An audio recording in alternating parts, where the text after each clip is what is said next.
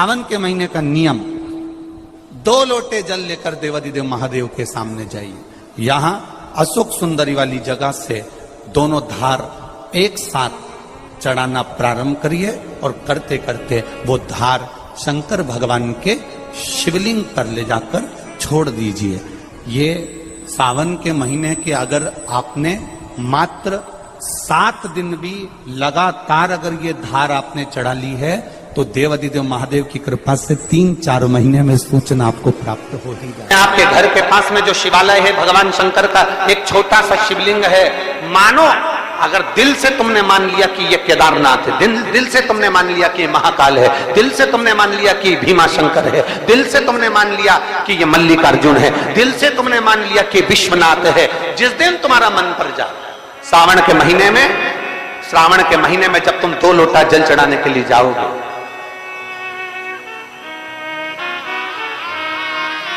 श्रावण के महीने में जब तुम 2 लोटा जल चढ़ाने के लिए जाओगे और 2 लोटा जल तक तुम अपने हाथ में लेकर चढ़ाओगे, जिस दिन तुम्हारा चित्त में मन में आ जाए कि आज मैं विश्वनाथ नहीं गई हूं, मैं सावन के महीने में मैंने विश्वनाथ का दर्शन नहीं करा है, सावन के महीने में मैं काशी नहीं गई, सावन के महीने में मैं गंगा के घाट पर नहीं गई, जिस दिन सावन के महीने में तुम्हारे मन में आ जाए 2 लोटा जल लिया, शंकर जी को चढ़ाते हुए अपने मन में विचार कर लिया कि मेरे विश्वनाथ, मैं तुम्हारे दरवाजे तो नहीं आ सकी, पर मेरे जल में अगर बल होगा तो इस जल को आप वहां से यहां आकर स्वीकार कर लोगे। वो विश्वनाथ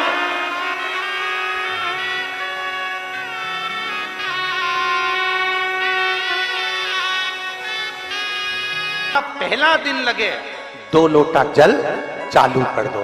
श्रावण के पूरे महीने 2 लोटा जल अपने घर से लेकर जाओ और अपने घर से जब जल लेकर जाओ तो ये विचार कर कर जाना, आज मैं शिव को काशी में, आज मैं शिव को केदार में, आज शिव को अमरनाथ में, आज शिव को भीमा शंकर में, आज शिव को मल्लिकार्जुन में। और फिर निवेदन करूंगा, जिस बहन को 19 और 20 साल तक भी औलाद नहीं हुई हो तो कृष्णेश्वर महादेव का नाम लेकर 2 लोटा जल तुम्बकेश्वर महादेव का नाम लेकर चढ़ा कर देखना, सावन के बाद में बाबा संतान जरूर देगा, झोली जरूर भरेगा।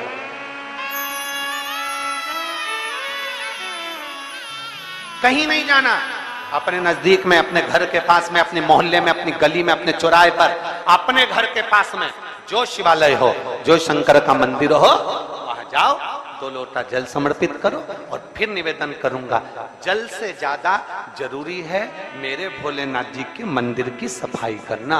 अब कीचड़ चालू हो जाएगा, पानी चालू हो जाएगा, सावन का महीना चालू हो जाएगा, अपने साथ एक कपड़ा लेकर जाओ, बाबा के मंदिर को पूरा साफ कर कर, बाबा के शिवलिंग का स्नान कर कर, बेलपत्र निर्माल्य जितना पड़ा है उसको उठाकर कहीं विसर्जन के लिए, किसी नदी तालाब बावड़ी में नहीं, किसी कुएं में नहीं, निर्माल्य तालाब में, नदियों में, बावड़ी में डालने के बाद वो निर्माल्य सड़ता रहता है, नदी नाले का पानी सूखता रहता है, उसमें कीचड़ इकट्ठा हो जाता है। उस निर्माल्य को इकट्ठा करो, गाड़ी में भरो, किसी एक खड्डा खोदकर वहां दबाकर उसकी खाद तैयार करो और बाद में बेलपत्री के वृक्ष के नीचे उसको डालते रहो। पर ध्यान रखना कि निर्माल्य हमें नदी तालाब बावड़ी कुएं में नहीं डालना है, महादेव से कहना नहीं आता। तब हम क्या करें? तो शिव महापुराण की कथा बड़ा सुंदर बात कहती है कि जीवन में कितनी भी तकलीफ हो, कितना भी कष्ट हो, कितना भी दुख हो, जब हम एक बेलपत्र लेकर भगवान शिव को समर्पित करने के लिए जाते हैं और दिल से, हृदय से, भाव से जब एक बेलपत्र समर्पित करते हैं और 1 लोटा जल अशोक सुंदरी पर चढ़ाने के बाद हम देवाधिदेव महादेव को जब समर्पित करते हैं तो ये निश्चित है हमारे दुख, हमारी तकलीफ, हमारे कष्ट को मेरा शंभू काटता जरूर है, ये निश्चित था। बोल बम का नारा है, जरा जम के, बोल बम का नारा है, सारी समस्या का हल। जब हमारे भीतर कोई तकलीफ होती है, हमारे भीतर जब कोई कष्ट होता है, हमारे भीतर जब कोई दर्द होता है, हमारे भीतर जब कोई दुख होता है, तब हम देवाधिदेव महादेव को 1 लोटा जल समर्पित कर कर अपने हृदय की बात भगवान शिव से जरूर करते हैं। जरूर थोड़ी सी भी विषम परिस्थिति चल रही है, थोड़ा भी तकलीफ चल रही है, थोड़ा भी कष्ट आया है जीवन में, थोड़ा भी दुख, थोड़ी भी तकलीफ, थोड़ा भी दर्द, थोड़ा भी कष्ट अगर आपके जीवन में आया है तो शिव महापुराण की कथा कहती है सबसे पहले भगवान शंकर की शरणागति में जाए, भगवान शिव के पास जाए। सबसे पहले भगवान शिव के पास पहुंचे और भगवान शंकर के पास जाकर अपने हृदय से, अपने दिल से, अपने मन से, अपने भाव से भगवान शिव को अपने मन की बात देवादिदेव महादेव को कहना प्रारंभ कर।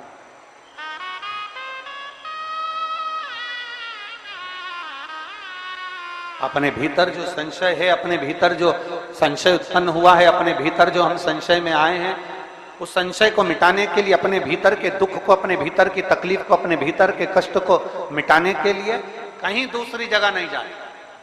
शिव महापुराण की कथा कहती है अगर जीवन में दुख भी आया है, तकलीफ भी आई है, कष्ट भी आया है, पड़ोसी के यहाँ, रिश्तेदारों को, नातेदारों को, कुटुंब को, कबीले को जाकर कहोगे, वो दुख मिटने वाला नहीं, वो संशय समाप्त होने वाला नहीं, वो तकलीफ समाप्त होने वाली नहीं,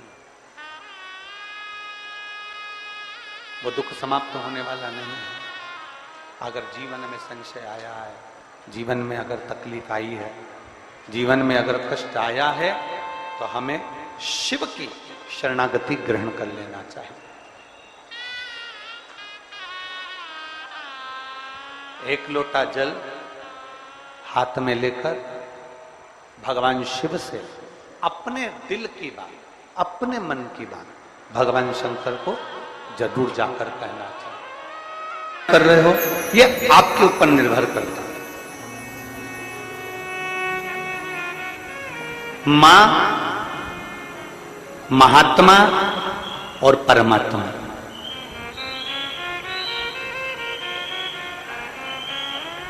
एक मां, दूसरे नंबर पर महात्मा और तीसरे नंबर पर जम के बोलो जरा, अच्छे जम के बोलो, परमात्मा।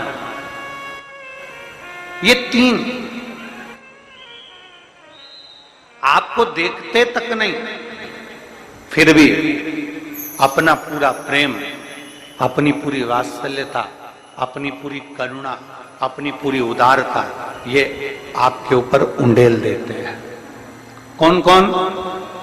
जम के बोलो जरा। पहले नंबर पर आवाज नहीं आई, जम के जरा। मां, दूसरे नंबर पर महात्मा और तीसरे नंबर पर परमात्मा। जब बच्चा गर्भ में आता है, मां उसको देखती नहीं, मां ने उसको देखा नहीं। जब बच्चा गर्भ में आया, जब बच्चा गर्भ में पहुंचा, तो मां ने उसको देखा नहीं, मां उसको देखी नहीं। बच्चा जब गर्भ में आता है तो मां ने उसको देखा नहीं होता है। बच्चा जब गर्भ में आता है तो मां उसको निहारी नहीं होती है, पर मां अपनी पूरी करुणा, अपनी पूरी उदारता, अपनी पूरी वात्सल्यता, अपना पूरा प्रेम मां उस बच्चे को दे देती है। पूरी करुणा दे दी मां ने, पूरी ये हैं शंकर के भक्त, ओघड़दानी के भक्त, शंभू के भक्त, त्रिकालदर्शी कैलाशी के भक्त।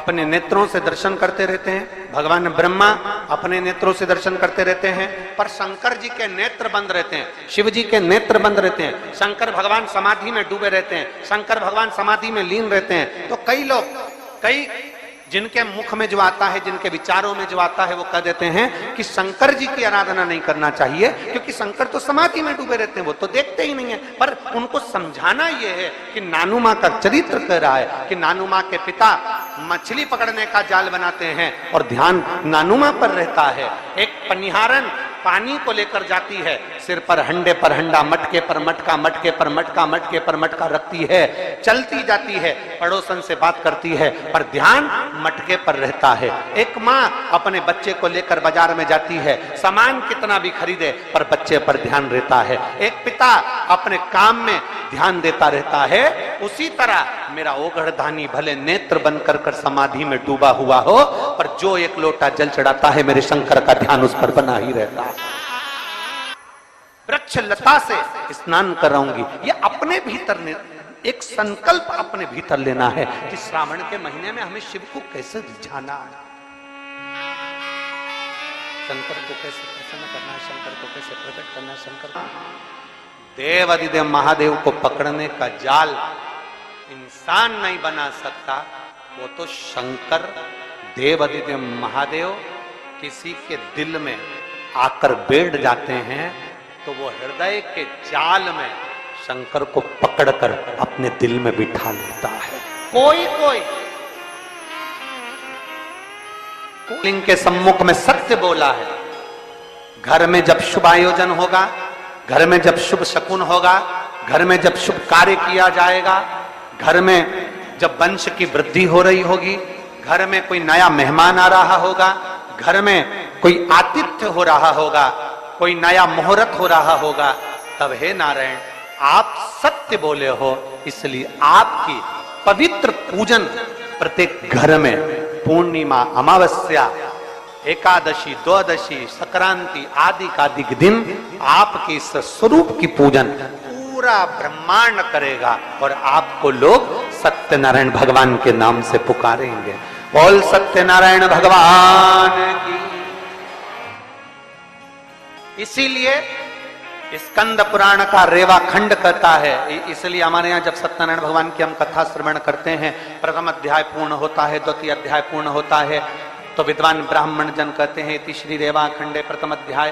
तो ऐसा रेवा खंड में से भगवान सत्यनारायण के सुंदर स्वरूप का वर्णन आता है, शिव महापुराण में से भगवान सत्यनारायण के स्वरूप का वर्णन आता है, भगवान शिव की पवित्र कथा का वर्णन आता है, भगवान शंकर के सुंदर स्वरूप का वर्णन आता है, और भगवान नारायण का एक नाम सत्यनारायण। महीने 2 महीने, 3 महीने, 6 महीने, 4 महीने, 8 महीने, 10 महीने, 12 महीने में एक नियम बना लो कि हमारे घर में हम सत्यनारायण भगवान की कथा किसी ब्राह्मण जन को बुलाकर करवाकर यज्ञ ग्यारी करवाकर अपने जीवन को सार्थक बनाएंगे, क्योंकि सत्यनारायण की कथा भी शिव की कृपा के आनंद में होती। कहते हैं जहां सत्यनारायण की कथा होती है वहां शंकर की भी कृपा नित्य बनी रहती है, क्योंकि शिव ने ही तो उपदेश दिया है।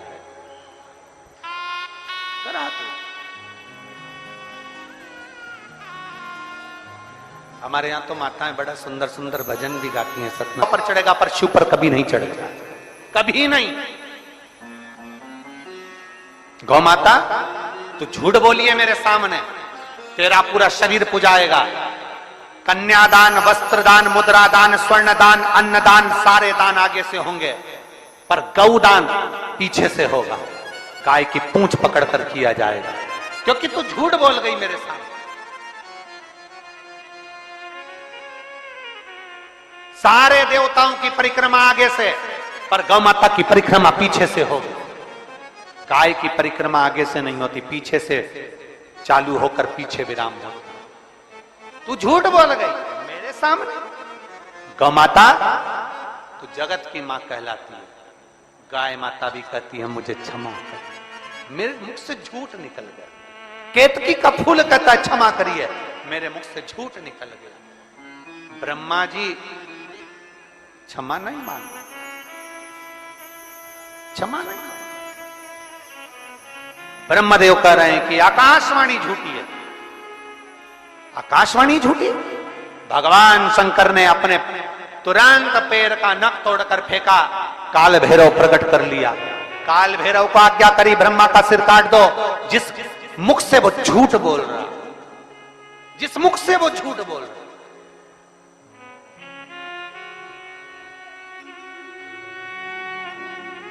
ब्रह्मा जी के सम्मुख में काल भैरव प्रकट हो गए।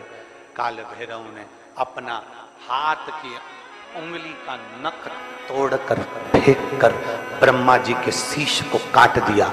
कटा हुआ सिर लुढ़कता लुढ़कता गया, उनके रक्त निकलता गया। कटा शीश भी झूठ बोलता रहा, झूठ बोलता। सत्य को प्रमाण की जरूरत नहीं होती, पर झूठ को प्रमाण चाहिए। सत्य एक दिन उजागर होता ही है, उसको कितना भी दबाया जाए। सत्य को कितना भी दबा ले, वो उजागर होगा। आज नहीं तो कल होगा, कल नहीं तो परसों होगा, आने वाली पीढ़ी को होगा, पर सत्य सामने जरूर आएगा। सत्य को कोई नहीं दबा सकता। चाहे दुनिया में कितना भी प्रपंच रच लो, चाहे दुनिया में कितना भी पाखंड रच लो, सत्य को दबाने के लिए तुम सारी पूरी जिंदगी निकाल देना, पर एक दिन सत्य सत्य होता है और सत्य दुनिया के सामने आता जरूर है। दब नहीं सकता, दम नहीं। कितना दबाओगे? सत्य को कितना झुकाने का प्रयास करोगे? सत्य को कितना दबाने का प्रयास करोगे? सत्य सम्मुख है, जिसके तट पर उत्तर प्रदेश की गवर्नमेंट ने बड़े बड़े बोर्ड लगा कर रखे हैं। ये कर्मनाशा है, इसमें हाथ ना लगाइए। ये कर्मनाशा है, इसमें अगर कोई इसके पानी का छींटा भी लग जाता है तो 7 पीढ़ी में किया गया पुण्य छिन्न हो जाता है। ऐसी कर्मनाशा नदी जिस पर पक्षी भी अपनी चोंच में जल नहीं भरता, जिस नदी का जल एक श्वान भी नहीं पीता, वो कर्मनाशा आज भी बहती है और बड़े बड़े बोर्ड लगे हैं। इस कर्मनाशा नदी का स्पर्श ना किया जाए। विद्वान, चतुर, संत, साधु, सन्यासी, तपस्वी उस कर्मनाशा नदी को कभी पार भी नहीं करते, क्योंकि कर्मनाशा के जल का छींटा लग गया तो हमारी पीढ़ी दर पीढ़ी में किया गया पुण्य समाप्त हो जाता है। कर्मनाशा आज भी जो ब्रह्मा जी के